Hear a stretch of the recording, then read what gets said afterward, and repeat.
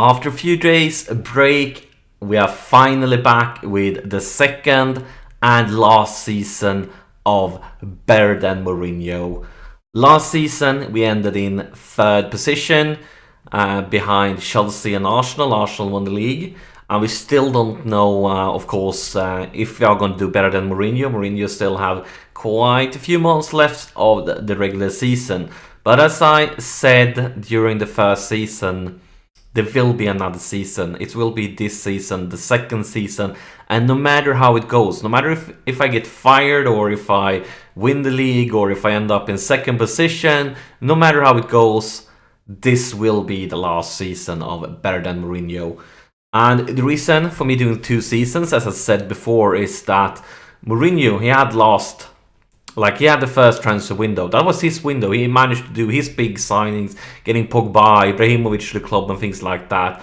But I didn't have a fair chance doing any good signing because it was basically impossible to buy or sell players during the first transfer window for me because, I mean, all the big transfers was already done. This will be the transfer window when I can make it, kind of at least, my Manchester United. Which means I feel like fair to do 2 seasons. So yeah, this is transfer window when I can change things around, make it my Manchester United. And no matter how it goes, this will be the last season. And of course, the main goal will be to win the league.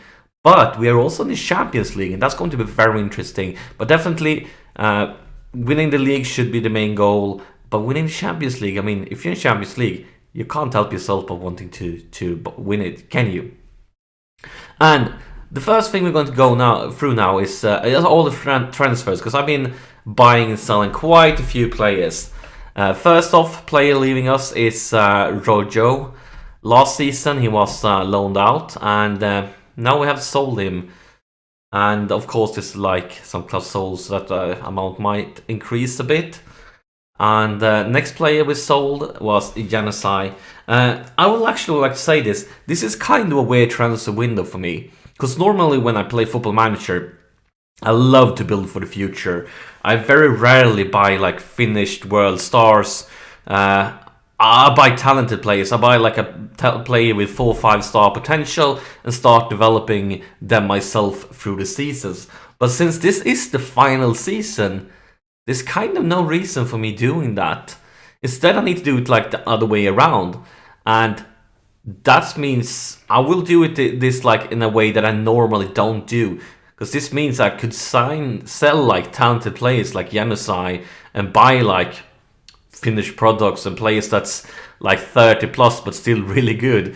So kind of weird thing, but at the same time kind of fun because I have never played Football Manager that way.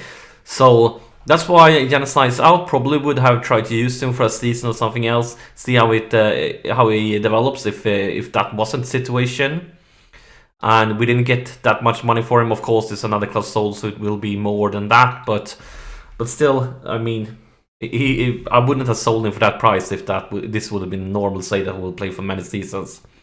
Next player out is Valencia. Not much to say. He's getting old. He didn't play many games last season. And yeah, basically that. Not much to say. And then Lingard, another player that I tried to sell like basically the whole last season, but I couldn't sell him. No, a lot of clubs were interested in him, but nobody wanted to pay what this was valued. So I actually sold him a bit cheap right now because I just don't have room for him, kind of. But yeah, he's definitely not a bad player, but we aim to win the league, and I don't see us winning the league with Lingard. And now comes the kind of controversial selling, but we have an even more controversial one coming up later. But we have sold Bailey, and we got a decent amount of money for him, but not a fantastic. I mean, we could definitely get more money for him. The reason for me selling him is that I have brought in 2 other central defenders, which means we had to get rid of central defenders. First off, of course, I wanted to get rid of Phil Jones. The problem is, being Phil Jones, of course, he got like a 3 months injury or something like that during the preseason, which has made him kind of impossible to sell. So Then it was basically between Bailey and Smalling.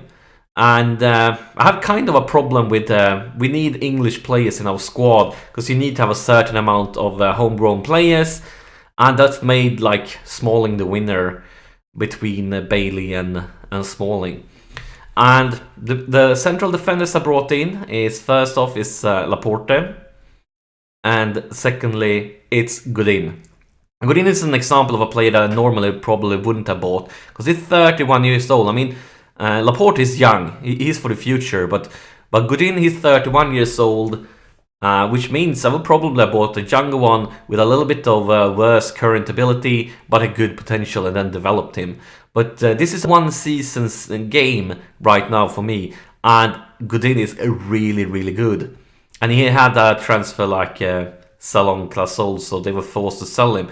And if you compare him with Bailey, you can see he's basically better than Bailey on most things that are important for central defenders. I mean, I don't care about corners, I don't care about crossing, I don't care about dribbling. We are talking about central defender. I don't care about finishing. First touch could be important. We don't care about free kick taking. But look at heading. That's very important for central defenders. And Godin is basically destroying Bailey here. Long shots we don't care about. Throw-ins we don't care about. Next thing that's important for central defenders, marking. And Godin is the better choice there too. Passing the same level. Penalty taking we don't care about. Tackling the same level. And basically if you look here at the mental attributes, Godin is winning almost everything. The only thing where Bailey is a little bit stronger might be the physical attributes. But still, I mean, things that are important for a central defender, like strength, stamina, jumping reach, Godin is winning. I mean, I would like a higher acceleration and agility. Of course, that's important for a central defender also. But I feel like Godin is basically a better central defender than Bailey. Of course, Bailey is still young.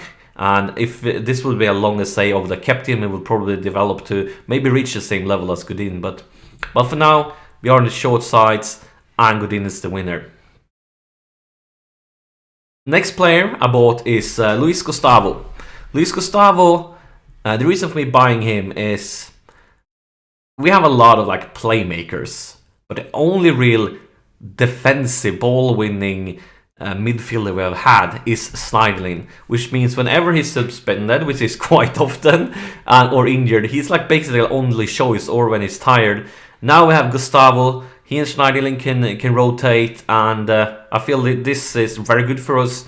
It's I mean, when we play away against top-tier opponents, we might play both of them at the same time, and yeah, basically things like that. So I think this he's pretty cheap, and he's pretty darn good at his role. I mean, if you just highlight these highlights things for ball-winning midfielders, like 15, 18, 18, 17. 13, 17, 19, 18, 17. I mean, these are fantastic skills for a ball-winning midfielder. Like, really, really, really high skills. I think this could be a good deal for us. Now for the most controversial selling. And it's a player that I didn't want to sell. I didn't plan to sell him. But clubs started offering money for him. And that made him angry with me, so I refused to sell him. And then he got furious, he wanted to leave the squad, he started basically trash-talking me. And that meant that if I got a really good offer, he would be out. And that's Martial. And of course, I definitely didn't want to sell him. I feel like this is a player you want to have in your squad, could definitely help you win the league. But he's only 21. He isn't fully developed. He will definitely become better than he is right now. He will probably become one of the best players in the game. But that might not help him next season. So when Bayern Munich offered me almost 90 million, I think it was even a Clasol for even more money, I just couldn't say no, because he was unhappy, he was angry, he was rallying the squad against me, and we got a shitload of money, which means bye-bye Martial. But yeah, if this would have been a normal state I would play for seasons, I would probably try even harder to keep him, because he will become even better than this. He definitely will. But that meant we needed another winger. And Mourinho, he brought back Paul Pogba. And Paul Pogba cost us a shitload of money. And I felt like if Mourinho could bring back an old Man United player and paying a shitload of money for it, well, then maybe I can do the same. Because we needed another winger, and there weren't many world-class wingers available that wanted to join us. But one of them was Di Maria. So Di Maria is actually back at Man United. And if you want to compare him with Martial, let's see, where is he? There he is. We can see that actually, currently, Di Maria is a lot better than Martial. I mean, look at abilities here. I mean, corners okay, crossing's okay, dribbling same level, finishing, but I don't want to use him as a striker because I mean Martial you could use as a striker also. But look at his free kicks, long shots, and we don't care about that. Passing, a lot better on passing. Better at tackling, don't care much about it. And aggression, anticipation, concentration, flair, leadership, positioning, teamwork, visioning, work rate. Like, he's basically better than almost everything. The only thing where Martial wins is the physics, of course. Martial is the longer lad, and he weighs quite a few kilos more. But still, I mean, Di Maria isn't bad at physics. So since it's only a one season save left, I think this definitely strengthened our team. Just taking the Martial money, buying Di Maria. We had to pay a lot of money for him, and I would have probably never paid that amount of money for a 29-year-old normally. But I feel like this made our team stronger if you look at the short stint of one season. And that's basically the transfers we have been doing. And there are a few players that I would have liked to sell that we haven't managed to sell. One of them being Wayne Rooney.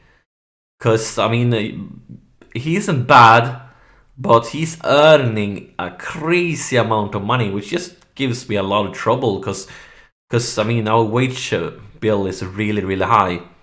And the second one of those players is Schweinsteiger. Same with him. He wants to leave actually, but he's earning a crazy amount, so no club is willing to sign him, even if I'm offering him out for free. So that's basically that, which puts us in a those are the players that are left, and these are the players that are still with us. And other than that, I loaned out a few players. Most notably, I've loaned out. Let's see, where is he? Where is he hiding? Schule for a season. And Schule is, of course, a man for the future, but this save is not for the future. If I've been able to sell Phil Jones, if he wouldn't have been injured, I would probably have kept Schule as rotating him. But as long as Phil Jones is injured and unsellable, we can't do that. And I want him to be playing games. We can call him back during the January transfer window if something happens.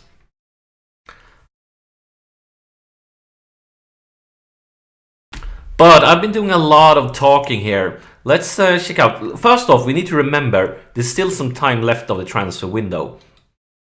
And I still have a transfer budget left. I don't have much room in the wage budget, kind of nothing. But I mean, that means it could happen something. Somebody could join us. We could sell somebody. And of course, we need to take a look at some of the other teams. What have they been up to? Some of our main competitors. Transfer history. So, Man City have bought Firmino from Liverpool. Quality player for sure. And they bought Sidibe, I'm not sure how I'm pronouncing it, from Monaco. Florenzi from Roma. And Martinez from Bayern Munich. I was actually looking at Martinez myself, but he is injury prone. And we have so many players that can play, because he could be an anchor man, but he can also like a lot of playmaking roles. But since he was injury prone, I just skipped out on him. And have they sold any major players? No, they haven't sold any like big sellings. They sold Delph for 8 million, but it's not a lot of money. Kolarov for 2 million, so they're not getting a lot of money, but they have spent a lot of money. So let's see the other like main competitors. We need to check out Leicester, because Leicester, I mean, they aren't the reigning champions now, but they were last season, so they are definitely an interesting team.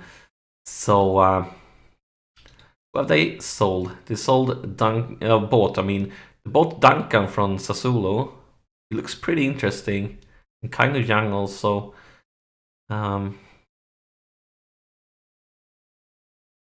These are basically their main signings. Did they sell anybody expensive? Yeah, they sold Mayeres to Real Madrid. But yeah, basically no really big signings or sellings there for Leicester. And who else? Liverpool. I mean, we know that they sold Firmino, but have they signed somebody to replace him?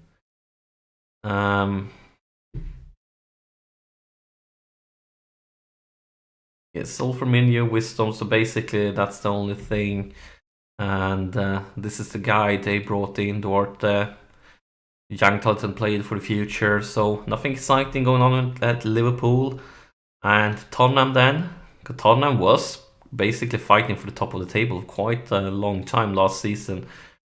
They have bought, I'm not going to try to pronounce that name, from Leverkusen. And they got Tello for free from Barcelona, and a free transfer can never be a bad deal. And they sold Taleb. And that's basically it of big sellings. So not much exciting have been going on. But of course we have Arsenal and Chelsea left to look at. And Arsenal, the reigning champions, have they strengthened the team? Well, they bought Lasette from Lyons. And he is a quality player. He's definitely a quality player. And this lad, not going to try to pronounce it either. Need to do some more scouting, but he's 16 years old, so of course that's a man for the future. And no big selling. So the champions basically have their winning team, and then they strengthen it with Lasette, so they will be dangerous this season also. Then Chelsea, the runners-up in the league table, second position, and what will they do to change that?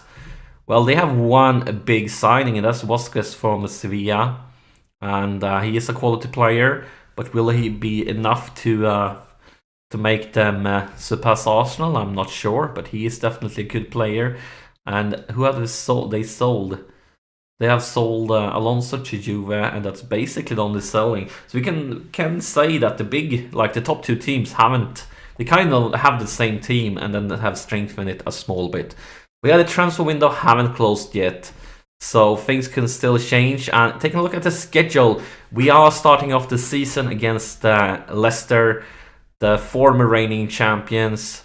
And then we are looking forward for the Champions League group stage. We still don't know what teams we will get, but yeah, that will be exciting. But I haven't been talking for so long. There won't be any game this episode.